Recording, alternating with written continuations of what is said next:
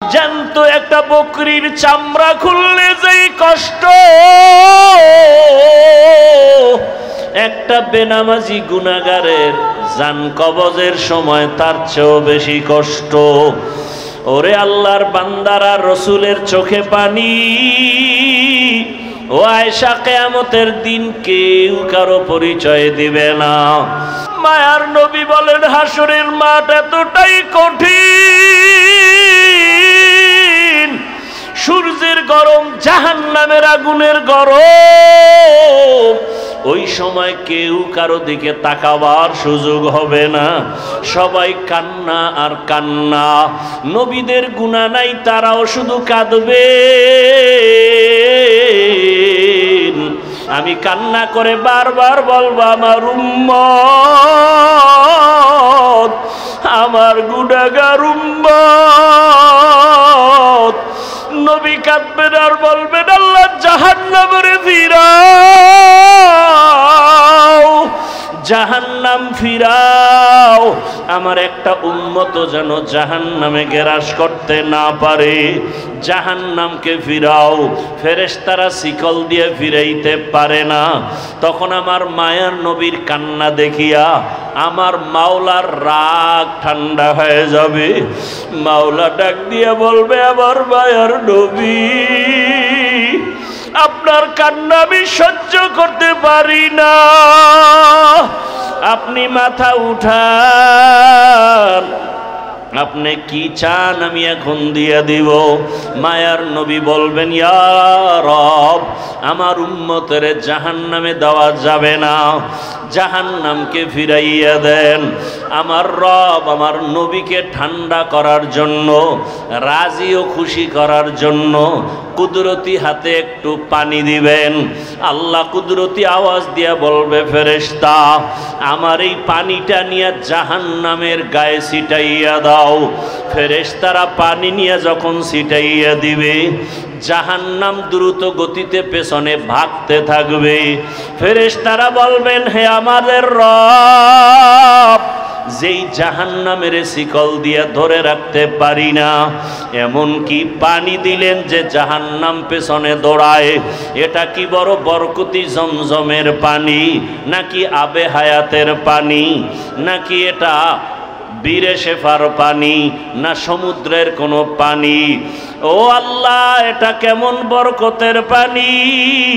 আমার আল্লাহ তখন বলবেন, এটা সমুদ্রের কোনো পানি না, বীরে শেফার পানি না, জমজমের পানি না, এটা কোনো বৃষ্টির পানিও না। এই পানি আমার মায়ার নবীর গুনাহগার উম্মতের চোখের পানি। দুনিয়াতে আমার মায়ার নবীর উম্মতেরা মাঝে মাঝে গুনার কারণে একা একা বসে কান্না করত।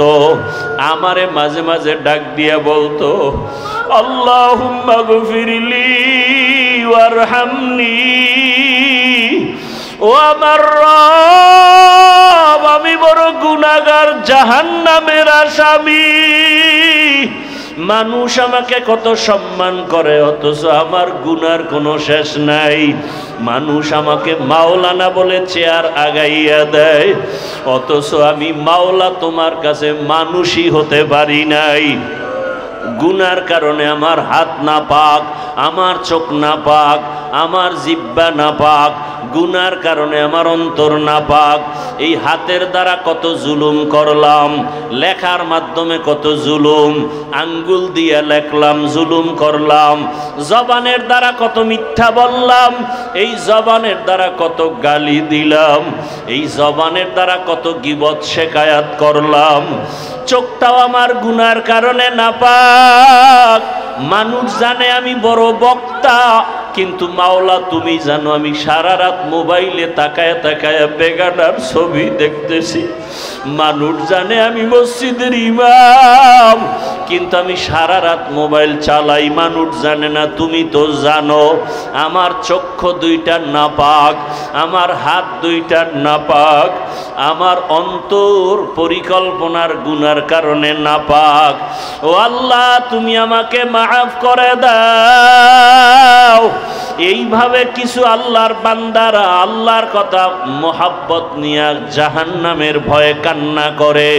কিয়ামতের ময়দানে গুনাহগার উম্মতের পানির ফোঁটা বৃথা যাবে না। ওই পানি দিয়া জাহান্নামের আগুন নিভাইয়া আল্লাহ বলবে, বান্দায় বিনা হিসাবে জান্নাতের বাগানে চলিয়া যাও। আমার মুহাম্মদ আমার প্রিয় হাবিবের হাতে কাউসারের পানি পান করো। ও আর নবীর আশিক উম্মতের দল, যেই উম্মতের জন্য মায়ার নবী কান্না করেছেন, ওই নবীর আদর্শের মালা কেন গলায় লাগাও না? ওরে আল্লাহর বান্দারা, দুনিয়ার সূর্য থেকে কত কঠিন হবে হাসরের মাঠের গরম। দুনিয়ার আগুনের থেকে জাহান্নামের আগুনের গরম আরো ভয়ঙ্কর। দুনিয়ার গরম সহ্য করা যায় না, আখেরাতে জাহান্নামের আগুন কেমন করে সহ্য করবা? মশার কামড় সহ্য করা যায় না, ওই কবরে সাপের কামড় কেমনে সহ্য করবা? দুনিয়াতে বেতের বাড়ি সহ্য করা যায় না, গুনাহগার হইয়া কবরে গেলে মাটির চাপ কেমন করে সহ্য করবা? মায়ার নবী বলেন, ও আয়েশা, হাসরের ময়দানের কথা যখন মনে পড়ে আমার উম্মতের চিন্তা আমার চোখে পানি আসে, ধরে রাখতে পারি না। হে আয়েশা, আমি যদি কান্না করি, দুইটা কথা মনে পড়লে আমি চোখের পানি ধরে রাখতে পারি না রে আয়েশা। এক, আমার জীবনটা এমন একটা কষ্টের গেছে তুমি জানো না। আমার জীবন দুনিয়াতে আসছি বড় মুসিবতের সমাজে। দুনিয়ায় আমি দুনিয়াতে আসার আগে আমার আব্বাকে হারাইয়া ফেলছি। জীবনে আসি আমি একবারও আব্বার চেহারাটাও দেখতে পারি নাই। আমার আব্বাকে আমি আব্বা বলে ডাক দিতেও পারি নাই। ও আয়েশা, 6 বছর বয়স, তখন আমার আম্মা জানো দুনিয়ার থেকে চলে গেছেন। আমি এখন মা হারা বাবা হারা বড় এতিম অসহায়। 8 বছর যখন আমার বয়স, আমার দাদা আব্দুল মুত্তালিবও চলে গেছেন। এখন আমার আপন বলতে কেউ নাই। আমার দাদা বিদায় বেলা চাচা আবু তালিবের হাতে দিয়া বলছে, আমার নাতির যেন কোনো কষ্ট না হয়। দুনিয়াতে আসিয়া বাবারে দেখে নাই, মাকেও হারাইয়া আমার নাতি আমার পাশে রাতের বেলা ঘুমাইতো। মাঝে মাঝে ঘুমের মধ্যে মা মা বলে চিল্লায় উঠত।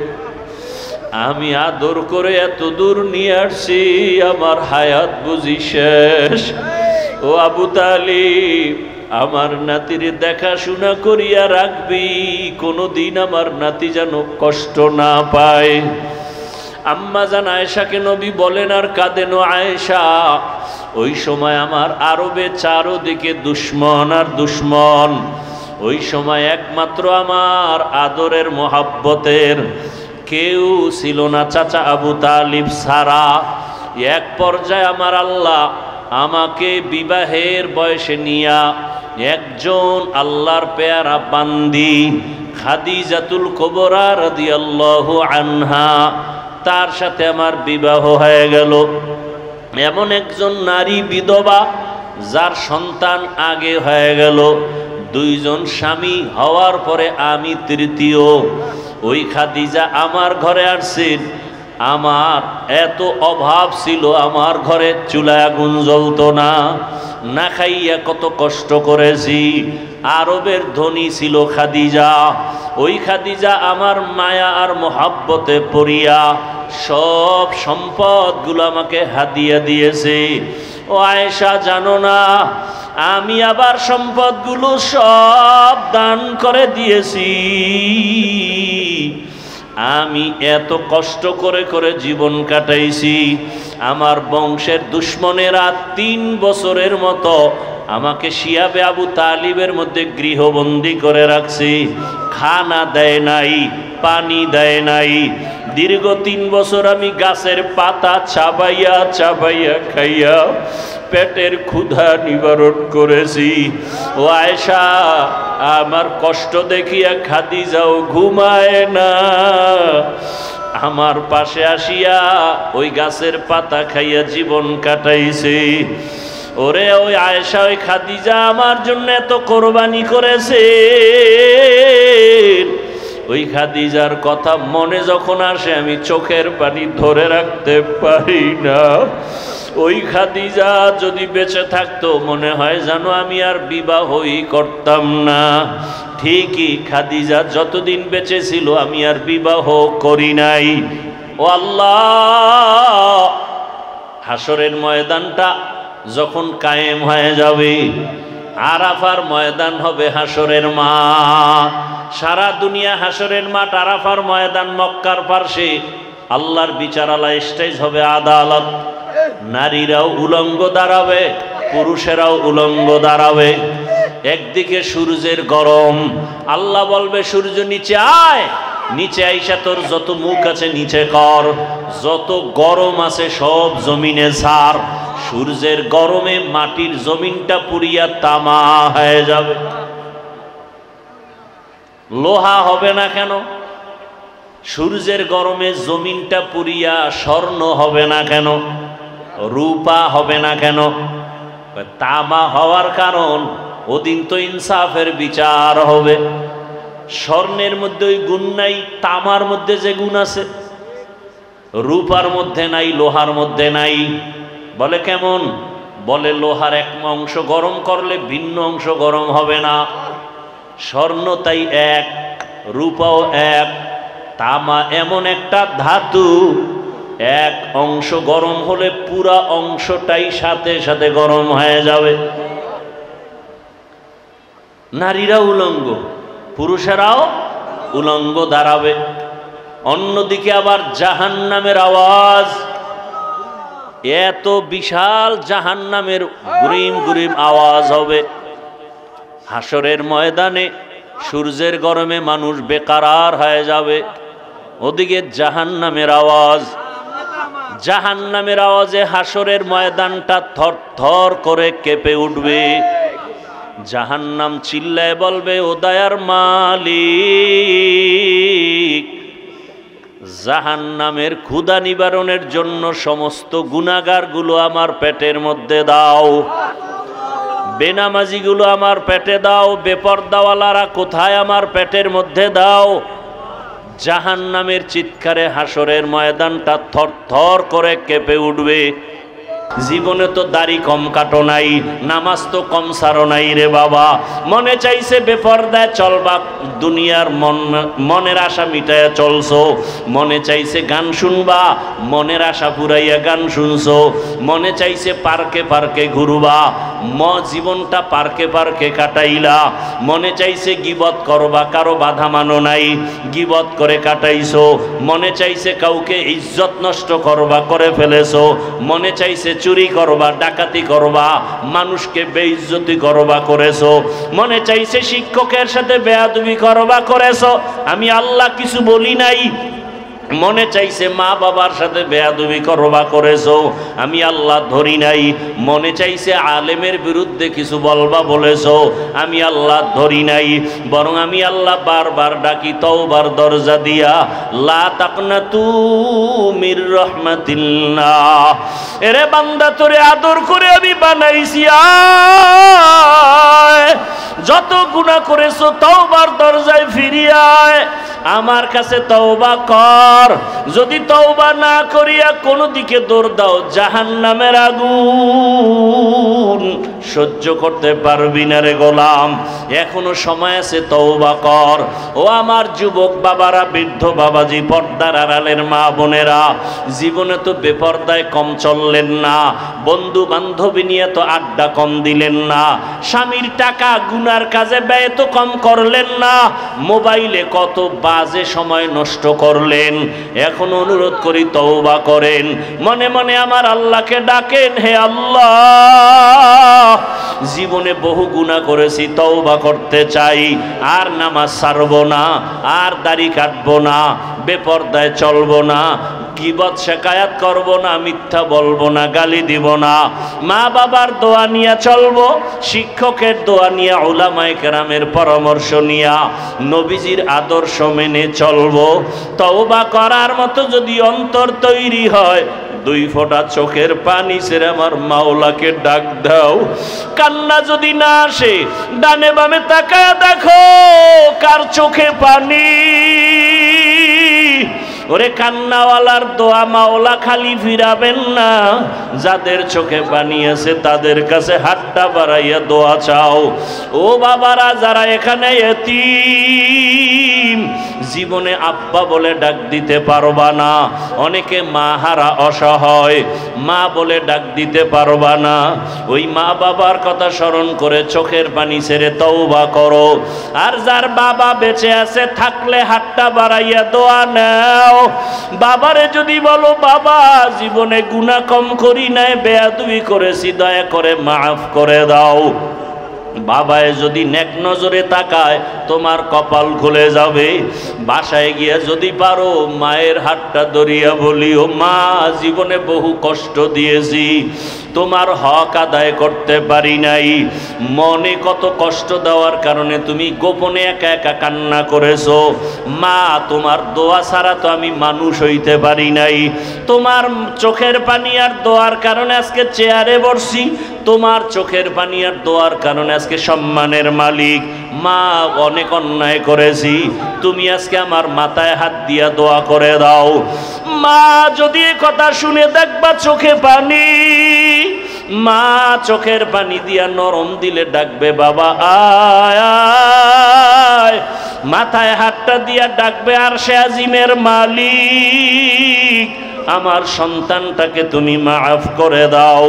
ওই মা বাবার দোয়া ছাড়া লেখাপড়ায় সফলতা আসবে না, চাকরির জীবনে সফলতা আসবে না, মা বাবার দোয়া ছাড়া জীবন সফল হবে না। আল্লাহর কাছে খাঁটি অন্তরে তওবা করো, মরিয়া গেল আর গুনাহ করব না। মা বাবার দোয়া নিয়া, শিক্ষকের দোয়া নিয়া, উলামায়ে কেরামের পরামর্শ নিয়া, নবীজির আদর্শ মেনে জীবন কাটাবো। অনেক ইতিহাসবিদরা এ বিষয়ে অনেক আলোচনা করেছেন। রবিউল আউয়াল রসুল দুনিয়াতে আসছেন, রসুল দুনিয়া থেকে চলে গেছেন। নবী আসছেন কোন মাসে, চলে গেছেন কোন মাসে? এটা কিছু ইতিহাসবিদদের মতামত, কিন্তু অনেক এই আষাঢ় মাস নিয়েও ইখতিলাফ করেছেন। কেউ বলছেন রমাজানে রসুল আসছেন, আরো মাসের নামও আছে। অধিকাংশের মতামত রবিউল আউয়ালে রসুল আসছেন, রবিউল আউয়াল মাসেই রসুল বিদায় নিছেন। তা রবিউল আউয়ালে আসলেন, রবিউল আউয়ালে বিদায় নিলেন, মধ্যখানে সময় কাটলো কতদিন? জবাব দেন। 63 বছর। আসার দিন ছিল সোমবার, যাওয়ার দিনও। এই যে সোমবার দিন রসুলের আগমন, সোমবার দিন রসুলের বিদায়, এই কথায় কারো দ্বিমত নাই। তবে রবিউল আউয়াল নিয়ে দ্বিমত, তারিখ কবে এ নিয়েও দ্বিমত। কেউ বলেছেন রবিউল আউয়ালের 8, কেউ বলেছেন 9, কেউ বলেছেন 11, কেউ বলেছেন 12। তো রসুল রবিউল আউয়ালে সোমবার দিন আসছেন সুবহ সাদিকের সময়। রবিউল আউয়ালে রসুল বিদায় নিছেন সোমবার দিন জোহরের নামাজের আগে চাষতের সময়। রসুলের বিদায় চাষতের সময় সোমবার, কবরে দাফন হলো রসুলের বুধবার দিন গিয়া রাতের তাহাজ্জুদের সময়। দেরি হলো কেন? এটা ভিন্ন আলোচনা। মাইয়তকে দেরি না করানো রসুলের আদেশ, দ্রুত দাফন করো, তো রসুলেরটা দেরি হলো কেন? সোমবার দিন ইন্তেকাল, বুধবার দিন গিয়া রাতের তাহাজ্জুদের সময় দাফন, দেরি হলো কেন? এটা ভিন্ন আলোচনা। তো রসুল কবে আসলেন, কখন আসলেন, এটা আমাদের উম্মতের জন্য অত ইম্পর্টেন্ট না, মারাত্মক না। উম্মতের জন্য জরুরি হলো রসুল কি নিয়ে আসলেন, উম্মতের কি দিয়ে গেলেন, উম্মতের করণীয় কি, এটা হলো মূল বিষয়। এটা কি মূল বিষয়। নবী কি নিয়ে আসলেন, কি নিয়ে গেলেন, এ বিষয়ে আলোচনা। অবশ্য আমি আয়াত পড়েছি ভিন্ন একটি, যেটা সচরাচর রসুলের শানে এ আয়াত ব্যবহার হয় না, কিন্তু আলোচনার বিস্তারিত সমষ্টিগতভাবে সব এখানে ঢুকানো আছে। আল্লাহ কি বলছেন আয়াতে? ইয়া আইয়ুহাল্লাযীনা আমানুত্তাকুল্লাহা হাক্কা তুকাতিহ, দুনিয়ার মুমিন তোমরা আল্লাহকে ভয় করো হক আদায় করে ভয় করার মতো। ওয়ালা তামুতুন্না ইল্লা ওয়া আনতুম মুসলিমুন, মুসলমান না হইয়া কেউ মরণ বরণ করিও না। মুসলমান হইতে গেলেই তো রসুল লাগবে, লাগবে না? লাগবে। রসুলের আদর্শ ছাড়া কেউ কোনোদিন মুসলমান হতে পারবে? সম্ভব? সম্ভব না। নবীজি কি বলছেন? হাদিসের একটু টুকরা পড়ছি, তরজমাটা বলে নেই। আলা কুল্লুকুম রাইন কুল্লুকুম মাসউলুন আন রাইয়াতিহি, সাবধান হে উম্মত, তোমরা প্রত্যেকেই দায়িত্বশীল। আল্লাহর আদালতে দায়িত্বের কারণে জবাবদিহিতার কাঠগড়ায় দাঁড়াতে হবে। তরজমা শেষ। এটার উপরে ব্যাখ্যা তাও আজ করব না। আয়াত নিয়ে কিছু কথা বলবো, ভূমিকায় রবিউল আউয়ালের কিছু কথা বলি, কারণ আরবি মাসের ফজিলত উম্মতের কাছে বয়ান করা এটা সওয়াবের কাজ। এটা কি সওয়াবের কাজ। রসুলের আদর্শ নিয়ে আলোচনা, রসুল কি নিয়ে আসলেন। এই আপনারা এমন করেন কেন? উঠার ব্যারাম থাকলে ঢুকলেন কেন? বদ অভ্যাস কেন? বাহিরে দাঁড়ায়া বয়ান শুনেন, কত সুযোগ। এই বদ অভ্যাস যাদের, এদের জন্যই তো কমিটি বাহিরে মাইক লাগাইছে। কি ঘরে বয়ে বয়ে বয়ান শুনবেন আর বিড়ি টানবেন? বেহেশতের প্যান্ডেলে ঢুইকা কেন উল্টা পাল্টা করবেন? নিজের ক্ষতি করবেন, অন্যের ক্ষতি করবেন কেন? আপনার কপালটা এত দুর্বল কেন? আল্লাহ সব ভাইকে হেদায়াত দান করুন, মাহফিল কবুল করেন, আয়োজনকারীদের কবুল করেন, দান সৎকারীদের কবুল করেন, মাহফিলের বরকতে গোটা দুনিয়াবাসীকে কবুল করেন, বিশেষ করে মুসলমানের ঈমান আমল ইজ্জতের হেফাজত করেন। প্রবাসে যারা আছে আল্লাহ তাদেরকে হেফাজত করেন, বাংলাদেশ হেফাজত করেন, জালেমদের জুলুম থেকে সবাইকে হেফাজত করেন, জালেমদের আল্লাহ হেদায়াত দান করেন। আল্লাহর ইলমে জালেমদের যদি হেদায়াত না থাকে ধ্বংস করে দেন, কবরওয়ালাদের জান্নাত দান করেন। আমরা যারা বেঁচে আছি দীর্ঘ নেক হায়াত দান করেন, অসুস্থ যারা সুস্থতার নেয়ামত দান করেন, কামাই রুজি ব্যবসায় সবার হালাল বরকতি রিজিক দান করেন। দোয়াগুলোর দরকার নাই কারো? আমিন আল্লাহর কাছে যাবে না? আল্লাহ কবুল করেন।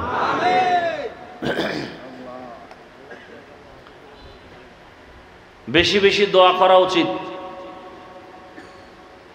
আন্তর্জাতিক হালাত, বিশেষ করে মুসলমানের জন্য, ঈমান নিয়ে বাঁচতে চাইলে, মরতে চাইলে বহু বিপদ সামনে অপেক্ষা করতেছে,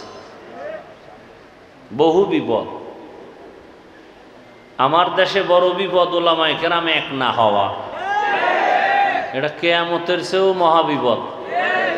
এজন্য বেশি দোয়া করেন, আল্লাহ ওলামায়ে কেরামদের এক নেক বানায় দেন। আজকে যদি ওলামায়ে কেরাম এক হতে পারেন, বাংলাদেশে কোনো মাস্তান, কোনো বেঈমান, কোনো নাস্তিক, কোনো পাওয়ারওয়ালা ওলামায়ে কেরামের অনুমতি ছাড়া কথা বলার দুঃসাহস পাবে না। এই জন্যই তো ওরা আলেমদের এক হতে দেয় না।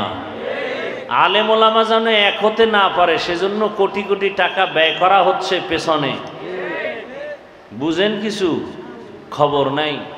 আর আপনারা তালে তাল মিলাইয়া ফট করে একটু কিছু পাইছেন, ফেসবুকে লিখে দিয়েছেন। আলেমের বিরুদ্ধে আপনারা আউজুবিল্লাহ পারেন না, আপনারা লেখেন কেন? কি লাভ আপনার বলেন তো? চরমনায়ের বিরুদ্ধে লেখলে আপনার কি ফায়দা? আপনারা চেনে কে? তাবলীগের বিরুদ্ধে লেখলে আপনার কি লাভ? বরং আপনার কপালটা পুড়ে যাবে, পোড়া কপালে আর জোড়া লাগবে না। কে বলছে আলেমের বিরুদ্ধে আপনাকে আঘাত করতে? মৌমাছির বাসায় মধু আছে, যে কেউ গিয়া ঢিল মারলে মধু পাবে না, আঘাত পেয়ে জাগাত বেহুশ হয়ে যাবে। আলেমের বিরুদ্ধে কথা বলার দুঃসাহস আপনাকে কে দিয়েছে?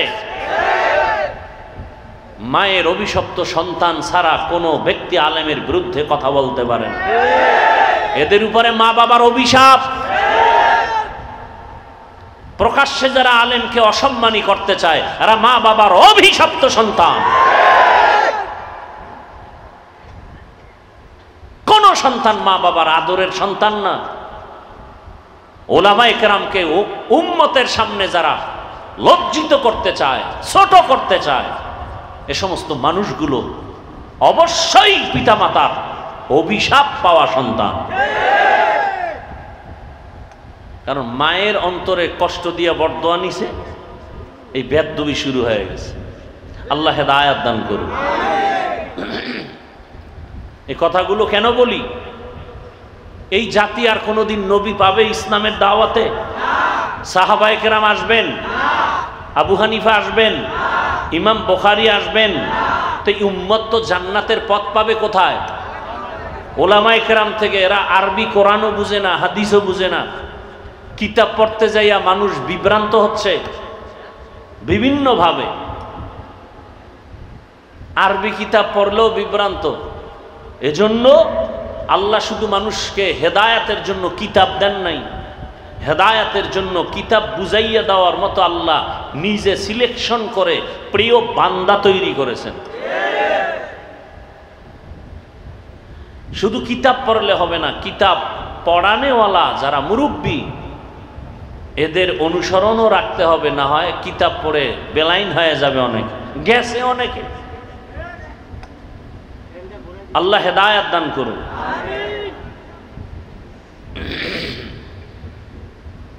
অতএব উলামায়ে কেরামের সম্মান বাড়ানোর প্রচেষ্টা করা উচিত, সহযোগিতা করা উচিত। একান্ত কিছু না পারলে চুপ থাকা উচিত। আলেমের ব্যাপারে বিরুদ্ধে কোনো কথা বলবো না, কলম ধরবো না, মন্তব্য করব। আল্লাহ আমাকেও মাফ করে দেন, আপনাদেরও মাফ করে দেন। তো রসুল রবিউল আউয়ালে কি নিয়ে আসলেন? গোটা জগতের মানুষের হেদায়েতের জন্য সুন্দর আদর্শ নিয়ে আসছেন। কি নিয়ে আসছেন? বলেন কি নিয়ে আসছেন? আদর্শ। বিদায় বেলা রসুল দুই জিনিস উম্মতকে দিয়ে চলে গেছেন। কয় জিনিস? এক হলো কোরআন, দ্বিতীয় হলো রসুলের সুন্নাহ, আদর্শ। নবী চ্যালেঞ্জও দিয়ে গেছেন, এই দুই জিনিস যারা ধরে রাখবে কিয়ামত পর্যন্ত এদের সম্মানও যাবে না, ইমানও। আজকে দেখেন ঝামেলা ঝামেলা ঝামেলা, গোটা দেশে ঝামেলা, ব্যবসা প্রতিষ্ঠানে প্রত্যেকটা সেক্টরে ঝামেলা। কিন্তু যার কাছে রসুলের আদর্শ আছে তার কোনো পেরেশানি নেই। করোনায়ও ছিল না, স্কুল কলেজ ভার্সিটি চাকরি ফ্যাক্টরি সব বন্ধ। কোরআনের একটা ফ্যাক্টরি বন্ধ হয়েছিল? কোনো আলেম না খায় মারা গেছে? ভিক্ষা করেছে? করেনি। আল্লাহ দেখায় দিলেন চোখের সামনে। কত লাশ আলেম ওলামারা হুজুরেরা কাঁধে নিয়ে করোনার জড়িত লাশগুলো দাফন করছেন। কোন হুজুর করোনায় মারা গেছে? আর কি দেখবেন চোখে বলেন? এরপরে কি হুজুরেরা আপনাদের থেকে কোটি কোটি টাকা চায়? সরকারি বেসরকারি চাকরি করে 8 ঘন্টা ডিউটি, মাসে নিম্নে বেতন 20,000। এরপর হারাম খায়, সুদ খায়, ঘুষ খায়, বেতন মারে। কথা বলেন না কেন? আর একজন ইমাম সাহেব ডিউটি করে 8 ঘন্টা। কি মসজিদে ইমামতি ডিউটি 8 ঘন্টা? কয় ঘন্টা বলেন না কেন? বেতন কত?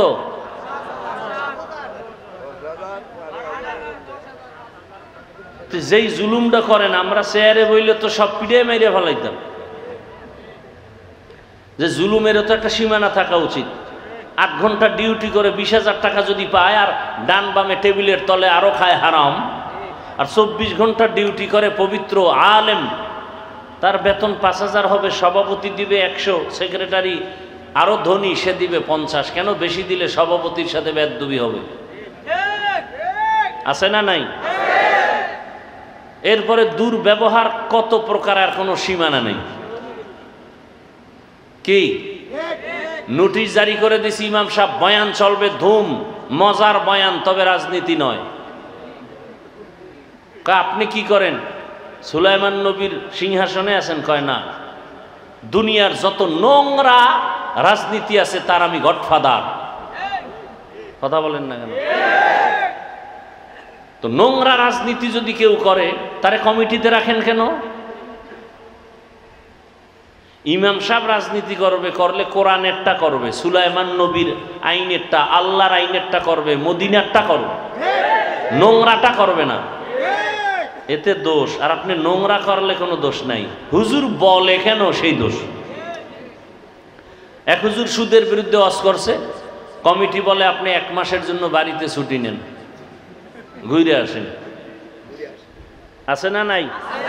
কারণ শিয়ালের হাতে মুরগি দিলে যা হয়, সুদখোর ঘুষখোর বেনামাজির হাতে মাদ্রাসা মসজিদের চাবি দিলে তো তাই হবে। সুদ খাওয়া হালাল না হারাম? ঘুষ খাওয়া হালাল না হারাম? কেমন হারাম? পায়খানার চেয়ে একটু ভালো। হ্যাঁ, আল্লাহ বলেন দুনিয়াতে আমার দুশ্মন আছে অনেক, তার মধ্যে বড় 2 দল দুশ্মন। বড় দুশ্মন কয় দল? এক দল যারা সুদের সাথে আছে, কোরআনের আয়াত।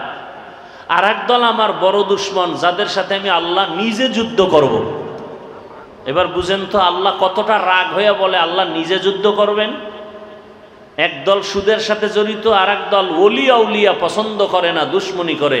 আল্লাহ বলেন এরাও আমার বড় দুশ্মন। এজন্যই তো আমি বলি, সারা বাংলাদেশে চ্যালেঞ্জ দিয়ে বলি, যারা ওলিয়া উলিয়া মানে না, এরা কোরআন হাদিস মানে না, এরা ভণ্ড। এদের যারা ভণ্ড বলে না তারাও ভণ্ড। এই বয়ান যদি মসজিদে জুমায় কোনো ইমাম সাহেব করে, উপায় আছে? বলবে যে 1 মাসের ছুটি। কে? এজন্য আবরার সাহেব বলে গেছেন না, সব দেখার দিন শেষ। কে দেখছেন? ওনার আওয়াজ নেই। এখানে বয়া কয় এটি ভোটের আগে টাকা খাইবো পায়খানার নামে, বয়া রয়েছে। বউর পেটটার খানা হারাম করবে, মাইয়া পোলার রক্তটারে হারাম করে ফেলবে ভোটের টাকা খাইয়া। এত বড় নিকৃষ্ট মানুষ হতে পারে? নিজে হারাম খায়, তোমার শিশু বাচ্চা নিষ্পাপ, রক্ত পবিত্র, ওকে কেন হারাম টাকা খাওয়াও? বাপ নামের কলঙ্ক, স্বামী নামের কলঙ্ক। তুমি হারাম খাবা, হুজুরদের সাথে চ্যালেঞ্জ দিয়া খাইয়া মর, জনমের মতো খাও। কিন্তু নিষ্পাপ বাচ্চার কি অপরাধ? ওই বাচ্চাটার রক্ত পবিত্র, ওকে হারাম ঢুকাইয়া কেন রক্ত নাপাক করেছো? তোমাকে এই অধিকার আল্লাহ তো দেননি। স্ত্রীর রক্ত নাপাক করতেছো হারাম টাকা দিয়া। আল্লাহ হেদায়াত দান করুন। মুসিবত। আর এই হারাম খাইবে যারা, সুদ ঘুষ, নামাজ হবে না, রোজা হবে না, তেলাওয়াত হবে না, মোনাজাত কবুল হবে না, হজ করলে সওয়াব হবে না। কে বলবে এই কথাগুলো জাতিকে? কে বলবে? তবে আমাকে হুজুর বলছেন, যেহেতু হুজুর গো বয়ান শুনবা না, ওই ভোটের আগে টাকা খাবাই, এরকম যারা কসম খাইছো এরা খাইলে কম খাইও না, জনমের মতো খাইও, বাকি ভোটটা দিবা ইসলামের পক্ষে। টাকা খাওয়ার সময় বলবা ভাই খাওয়া, মনের মতো খাওয়া, ভোট না দিলেও দোয়া দিমু।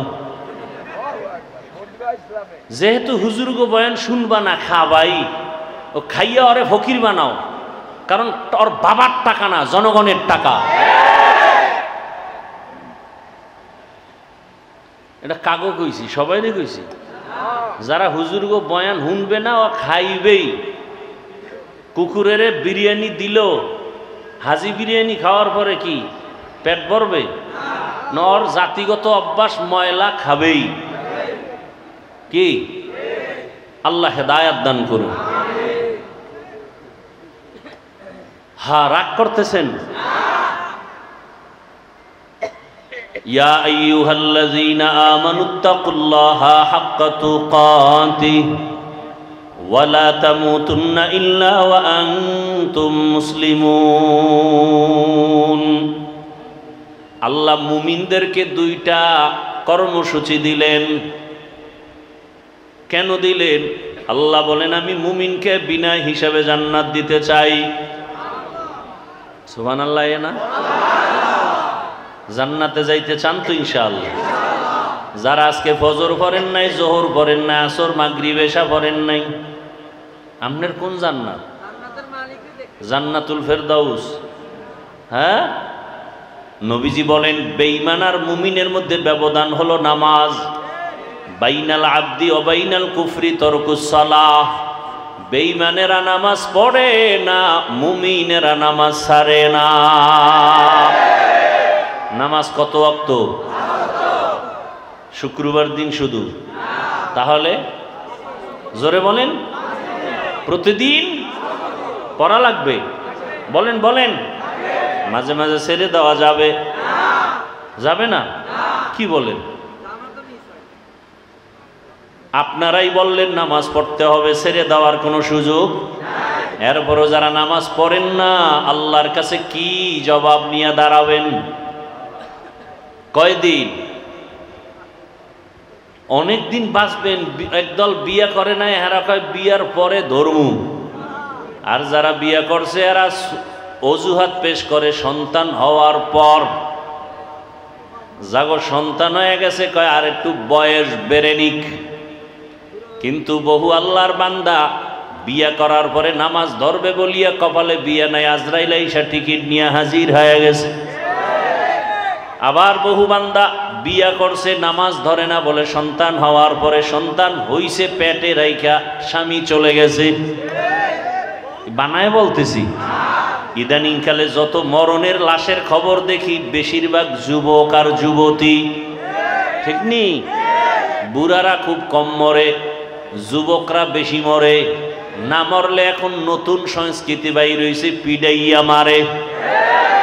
কি মরবি না? তোরে ফিডায় মারুম। কনটাকে মারে, কনটাকে। কিতে মারে? হায় হায়, কি জানি হইব দেশের হালাত। কেন যেন ভয় লাগে, ভয়। অনেকে ভাবতেছেন সোনার বাংলায় এত সুন্দর সুযোগ আসে নাই। আমি তো দেখি অন্য সময়ের চেয়ে ভয়, অনেক ভয়। ডাইনে অন্ধকার, বামে অন্ধকার, সামনে অন্ধকার, পেছনে অন্ধকার। বড় কঠিন হালাত। আমি যদি আলেমের বিরুদ্ধে বয়ান করি, আর এক আলেম আমার বিরুদ্ধে নাম নিয়ে বয়ান করে, তাহলে কিয়ামতের আর বাকি কি?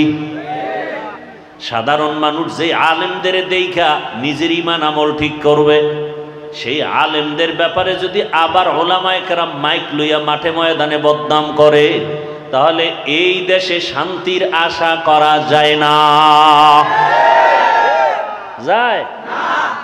যেই ঘরে স্বামী আর স্ত্রী আলাদা রুমে ঘুমায় কত আরামে, সন্তান বড় হলে আলাদা করে দেয়।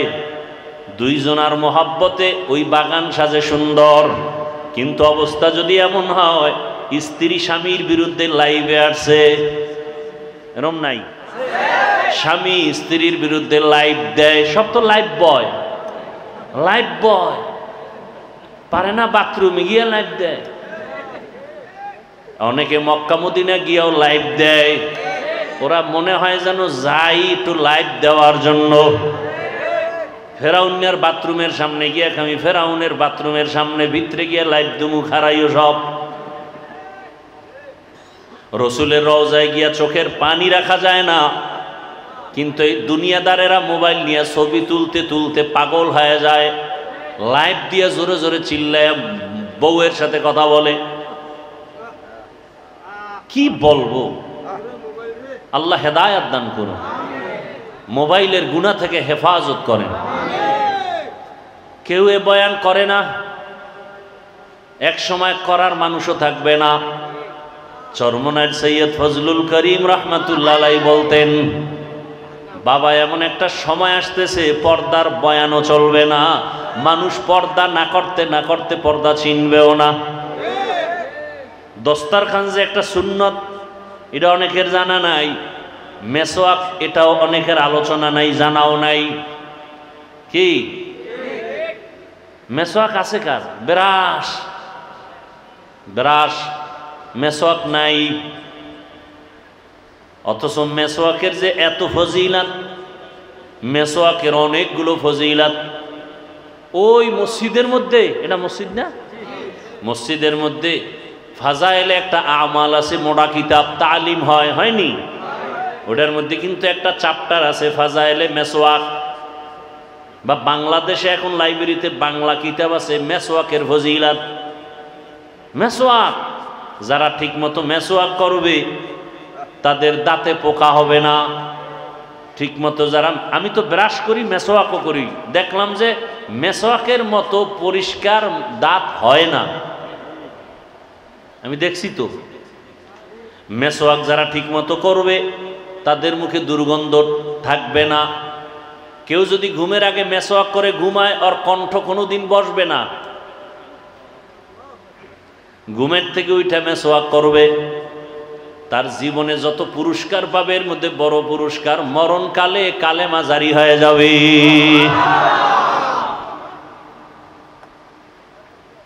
আজকে একটা শুরুতে আমল দিছিলাম, মনে আছে?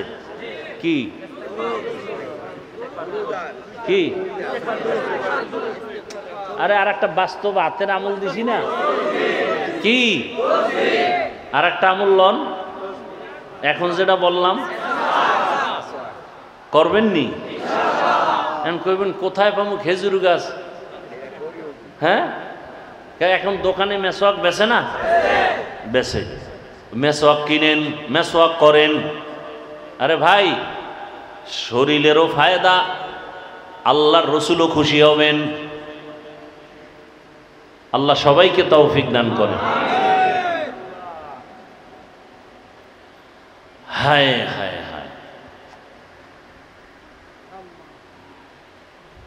আল্লাহ পাক রব্বুল আলামিন মুমিনদের দুইটা কর্মসূচি দান করেছেন। আল্লাহ সবাইকে জান্নাত দিতে চান, মনে আছে কথা? আপনারাও জান্নাতে যেতে চাননি? কথা বলেন, হিসাব দিয়া না হিসাব ছাড়া? বুঝে কইন কিন্তু। অনেকে আবার পাওয়ার আলা আছে না, সমস্যা কি?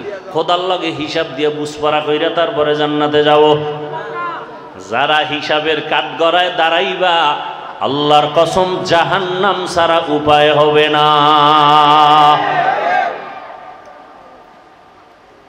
এই জন্যই তো রহমতের নবী বারবার দোয়া পড়তেন, আল্লাহুম্মা হাসিবনি হিসাবাই ইয়াসিরা। এই দোয়াটা পড়েন কি?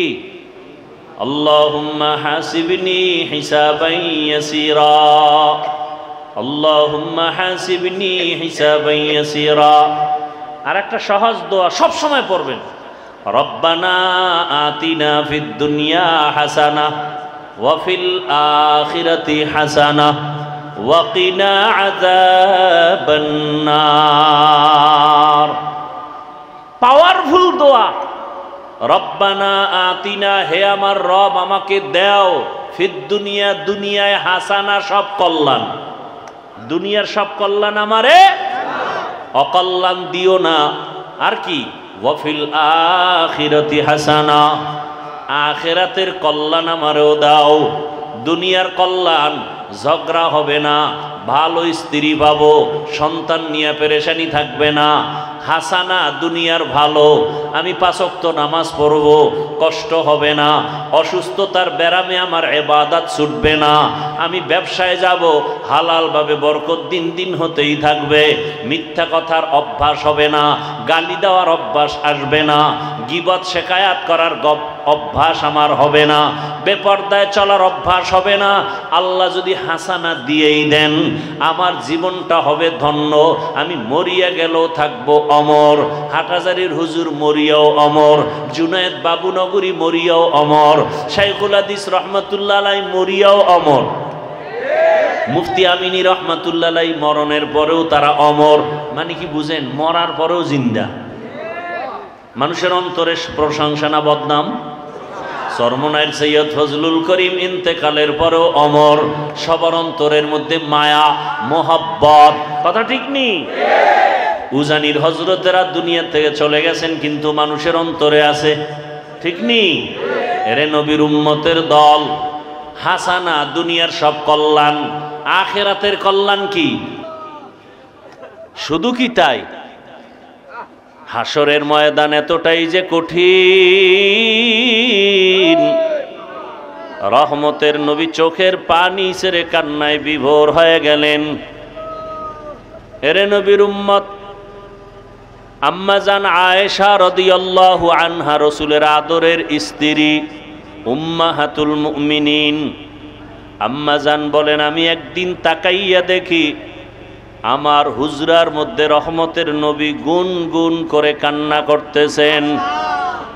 মাঝে মাঝে দেখতাম রসুল আমার হুজরায় বসে মাঝে মাঝে কান্না করেন, চোখের পানি ছেড়ে কাঁদেন, গুনগুন করে রহমতের নবী কান্না করেন। আমি আয়েশা বড় ভয় পেয়ে যাইতাম, মনে হয় যেন আমি আয়েশা কোনো বেয়াদবি করে ফেলেছি। রহমতের নবীর সাথে যদি কেউ বেয়াদবি করে তার জাহান্নাম ছাড়া উপায় নাই। আম্মা জান আয়েশা রসুলের কাছে যাইতেন আর মায়া লাগায় আস্তে করে বলতেন, রহমতের নবী আপনি চোখের পানি ছেড়ে গুনগুন করে কাঁদেন কেন?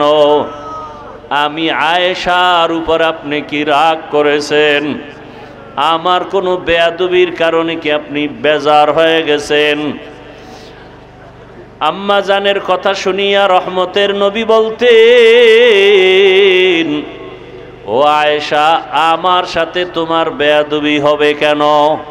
আমি তো তোমার উপরে অনেক খুশি। আম্মা জান জবাবে বলতেন, ইয়া রাসূলুল্লাহ, আমার বয়স অনেক কম, 6 বছর বয়সে আপনার সাথে আমার বিবাহের বন্ধন হলো, 9 বছর বয়সে আমি আপনার ঘরে আসছি। নবী, আমার বয়স অনেক কম, না জানি আমার এই অল্প বয়সে অজান্তে কোনো ভুল হয়ে যায়, আপনার সাথে বেয়াদবি হয়ে যায়, আর বেয়াদবি যদি হইয়াই যায় আমার জিন্দেগি বরবাদ হয়ে যাবে। আপনি কান্না করলে আমি বড় ভয় পাই। আম্মা জানের কথা শুনিয়া রহমতের নবী বলেন, হে আয়েশা, আমি যদি কান্না করি 2টা কথা মনে পড়লে আমি চোখের পানি ধরে রাখতে পারি না রে আয়েশা। এক, আমার জীবনটা এমন একটা কষ্টের গেছে তুমি জানো না। আমার জীবন দুনিয়াতে আসছি বড় মুসিবতের সমাজে। দুনিয়ায় আমি দুনিয়াতে আসার আগে আমার আব্বাকে হারাইয়া ফেলছি। জীবনে আসি আমি একবারও আব্বার চেহারাটাও দেখতে পারি নাই। আমার আব্বাকে আমি আব্বা বলে ডাক দিতেও পারি নাই। ও আয়েশা, 6 বছর বয়স, তখন আমার আম্মা জানো দুনিয়ার থেকে চলে গেছেন। আমি এখন মা হারা বাবা হারা বড় এতিম অসহায়। 8 বছর যখন আমার বয়স, আমার দাদা আব্দুল মুত্তালিবও চলে গেছেন। এখন আমার আপন বলতে কেউ নাই। আমার দাদা বিদায় বেলা চাচা আবু তালিবের হাতে দিয়া বলছে, আমার নাতির যেন কোনো কষ্ট না হয়। দুনিয়াতে আসিয়া বাবারে দেখে নাই, মাকেও হারাইয়া আমার নাতি আমার পাশে রাতের বেলা ঘুমাইতো। মাঝে মাঝে ঘুমের মধ্যে মা মা বলে চিল্লায় উঠত। আমি আদর করে এত দূর নিয়ে আসছি, আমার হায়াত বুঝি শেষ। ও আবু তালিব, আমার নাতির দেখাশোনা করিয়া রাখবি, কোনোদিন আমার নাতি যেন কষ্ট না পায়। আম্মা জান আয়েশাকে নবী বলেন আর কাঁদেন, আয়েশা ওই সময় আমার আরবে চারোদিকে দুশ্মন আর দুশ্মন। ওই সময় একমাত্র আমার আদরের মোহাব্বতের কেউ ছিল না চাচা আবু তালিব ছাড়া। এক পর্যায়ে আমার আল্লাহ আমাকে বিবাহের বয়সে নিয়া একজন আল্লাহর পেয়ারা বান্দি খাদিজাতুল কুবরা রাদিয়াল্লাহু আনহা, তার সাথে আমার বিবাহ হয়ে গেল। এমন একজন নারী বিধবা যার সন্তান আগে হয়ে গেল। দুইজন স্বামী হওয়ার পরে আমি তৃতীয়। ওই খাদিজা আমার ঘরে আসছেন। আমার এত অভাব ছিল, আমার ঘরে চুলায় আগুন জ্বলতো না, না খাইয়া কত কষ্ট করেছি। আরবের ধনী ছিল খাদিজা। ওই খাদিজা আমার মায়া আর মোহাব্বতে পড়িয়া সব সম্পদগুলো আমাকে হাদিয়া দিয়েছে। ও আয়েশা, জানো না আমি আবার সম্পদগুলো সব দান করে দিয়েছি। আমি এত কষ্ট করে করে জীবন কাটাইছি। আমার বংশের দুশ্মনেরা 3 বছরের মতো আমাকে শিয়াবে আবু তালিবের মধ্যে গৃহবন্দী করে রাখছে। খানা দেয় নাই, পানি দেয় নাই। দীর্ঘ 3 বছর আমি গাছের পাতা চাবাইয়া চাবাইয়া খাইয়া পেটের ক্ষুধা নিবারণ করেছি। ও আয়েশা, আমার কষ্ট দেখিয়া খাদিজাও ঘুমায় না। আমার পাশে আসিয়া ওই গাছের পাতা খাইয়া জীবন কাটাইছে। ওরে ওই আয়েশা, ওই খাদিজা আমার জন্য এত কোরবানি করেছে। ওই খাদিজার কথা মনে যখন আসে আমি চোখের পানি ধরে রাখতে পারি না। ওই খাদিজা যদি বেঁচে থাকতো মনে হয় জানো আমি আর বিবাহই করতাম না। ঠিকই, খাদিজা যতদিন বেঁচে ছিল আমি আর বিবাহ করি নাই। আর একটা কথা যখন আমার মনে পড়ে আমি তখন একা একা বড় কান্না করি। আম্মা জান আয়েশা বলেন, ইয়া রাসূলুল্লাহ, কি কথা মনে করে কাঁদেন? বলে, হাসরের ময়দানে আমার উম্মতের কি উপায় হবে এই চিন্তায় কান্না করি। আম্মা জান বলেন, হাসরের ময়দানে আবার কি হবে? আম্মা জানকে রাসূল কান্না করে বুঝাইতেছেন, রে আয়েশা, কিয়ামতের ময়দানে এমন কঠিন হালাত, যদি কেউ খাঁটি মুসলমান না হইয়া কবরের বিছানায় যায়, জ্যান্ত একটা বকরির চামড়া খুললে যেই কষ্ট, একটা বেনামাজি গুনাহগারের জান কবজের সময় তার চেয়েও বেশি কষ্ট। ওরে আল্লাহর বান্দারা, রসুলের চোখে পানি। ও আয়েশা, কিয়ামতের দিন কেউ কারো পরিচয় দিবে না। এমন অবস্থা হবে, জাহান্নামের আওয়াজ, সূর্যের গরম, গুনাহগারের মাথার মগজগুলো টাস টাস করে ফেটে যাবে। পেটের সমস্ত নারী ভুঁড়ি পায়খানার রাস্তা দিয়া পড়তে থাকবে। নবীরা পর্যন্ত কান্না শুরু করবেন। উম্মতের কথা ভুলিয়া নিজের চিন্তায় কান্না করবেন। ইব্রাহিম নবী কাঁদবেন, নিজের জন্য আদম নবী কাঁদবেন, মূসা নবী নিজের চিন্তায় কান্না করবেন। নারী পুরুষ সব উলঙ্গ। আম্মা জান বলেন, ইয়া রাসূলুল্লাহ, নারী আর পুরুষ যদি উলঙ্গ দাঁড়ায় লজ্জা কি লাগবে না? মায়ার নবী বলেন, হাসরের মাঠ এতটাই কঠিন, সূর্যের গরম, জাহান্নামের আগুনের গরম। ওই সময় কেউ কারো দিকে তাকাবার সুযোগ হবে না, সবাই কান্না আর কান্না। নবীদের গুনাহ নাই, তারাও শুধু কাঁদবে। এমন এক অবস্থার ভেতরে আমার আল্লাহ সেদিন আর দয়ার নজর না দিয়া প্রথমে আল্লাহ রাগ হইয়া একটা আওয়াজ দিবেন, লিমানিল মুলকুল ইয়াউম লিল্লাহিল ওয়াহিদিল কাহ্হার। আল্লাহ পাকের কুদরতি আওয়াজে হাসরের ময়দানটা থরথর করে কেঁপে উঠবে। ওদিকে সূর্যের গরম, অন্যদিকে জাহান্নামের আওয়াজ। আল্লাহ বলবে, জাহান্নাম অপেক্ষা কর, বিচারটা শেষ করার পরে তারপরে তোর আশা পূরণ করব। জাহান্নাম আল্লাহর কথা না মানিয়া সামনে আগাবে পেটের ক্ষুধার তাড়নায়। আল্লাহ অর্ডার করবে ফেরেশতারা, জাহান্নাম যদি সামনে আগাইয়া যায় আমি বিচার কাজ শেষ করতে পারবো না। জাহান্নামকে রশি লাগাও, ৭০,০০০ শিকল দিয়া বাঁধিয়া পেছন দিকে টেনে ধরো, আসতে যেন না পারে। কিন্তু তারপরও আল্লাহর অর্ডারে শিকল লাগাইয়া জাহান্নামকে ধরে রাখতে পারবে না।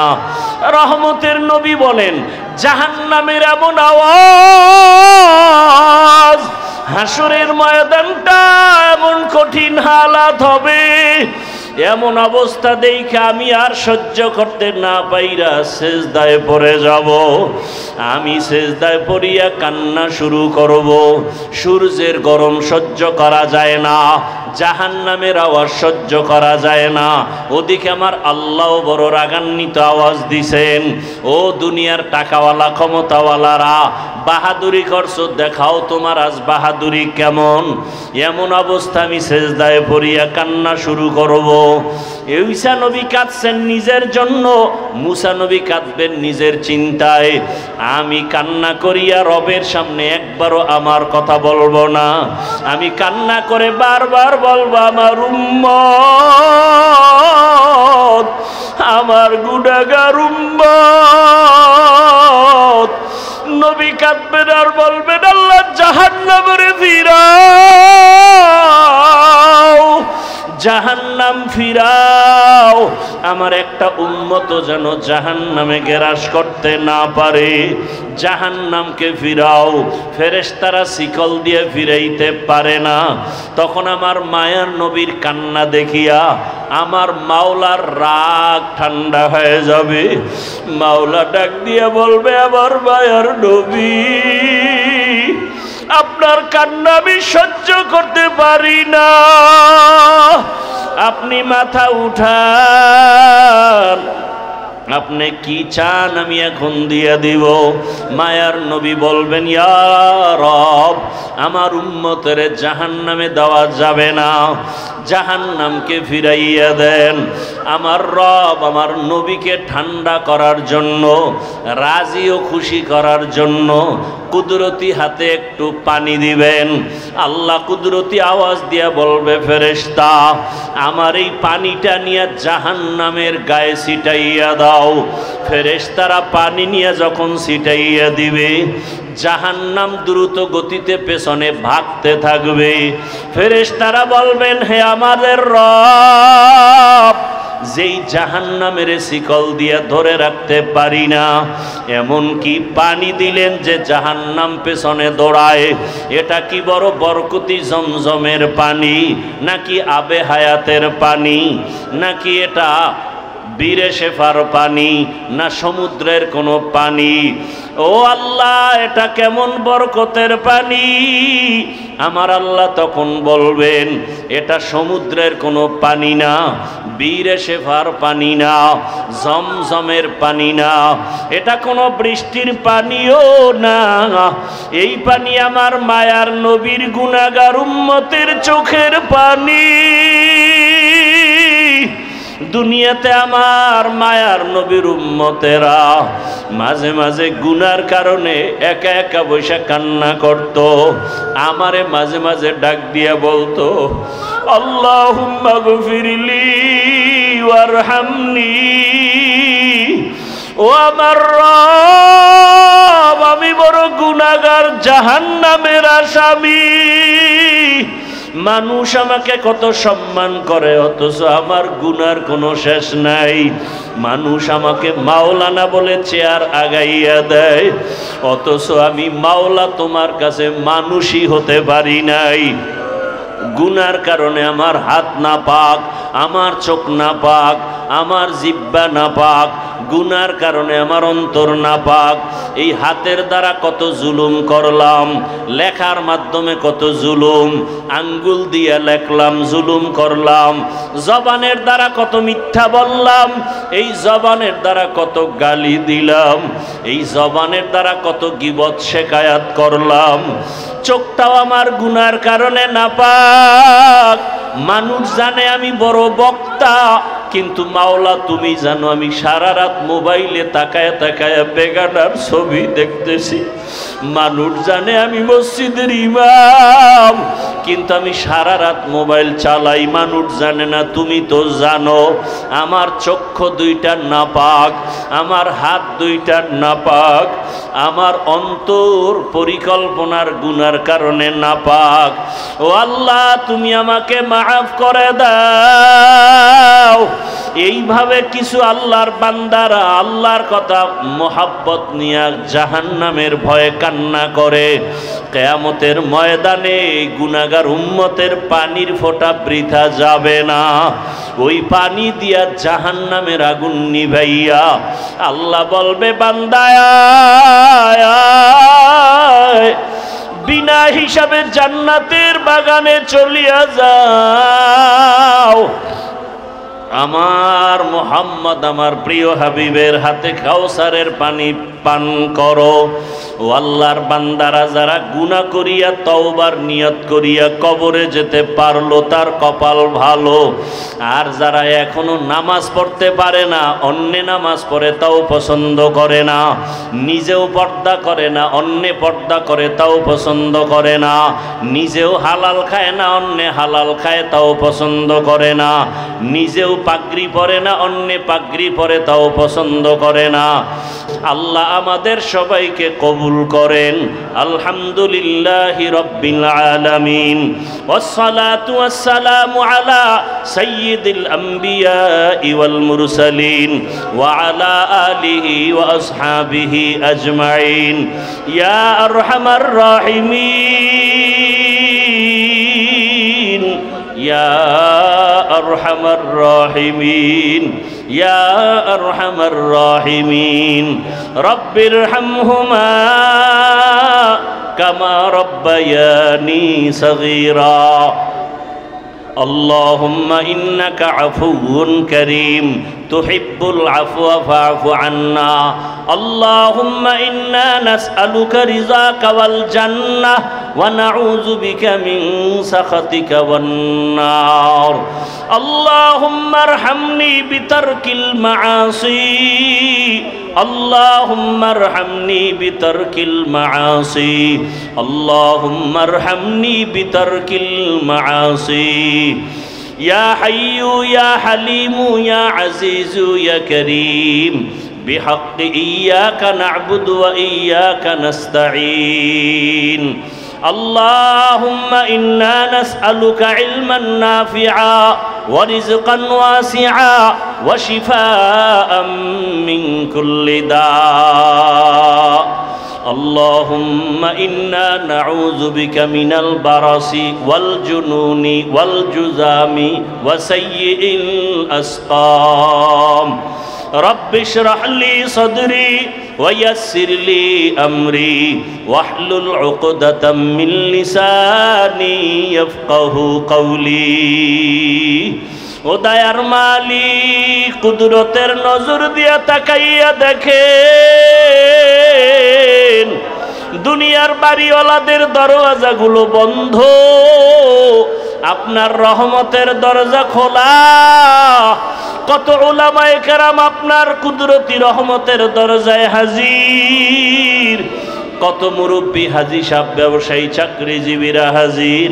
আয় আল্লাহ, মা বোনেরাও হাজির, আমার যুবক ছাত্র বাবারাও হাজির। আমরা সবাই জাহান্নামের আসামি, গুনাহগার। গুনার কথা স্মরণ করিয়া আপনার দরওয়াজায় আসছি। জীবনে বহু অন্যায় করে ফেলেছি শয়তানের ধোকায়। গুনার কারণে আমার জীবনটা অপবিত্র। দুনিয়ার মানুষ আমার গুনার খবর জানে না, যদি জানতো কেউ সম্মানের নজরে দেখতো না। ও আল্লাহ, আপনি কত যে দয়ার মালিক, এত অন্যায় করার পরে রাগ করিয়া ফালাইয়া দেন নাই, খানা বন্ধ করেন নাই, পানি বন্ধ করেন নাই।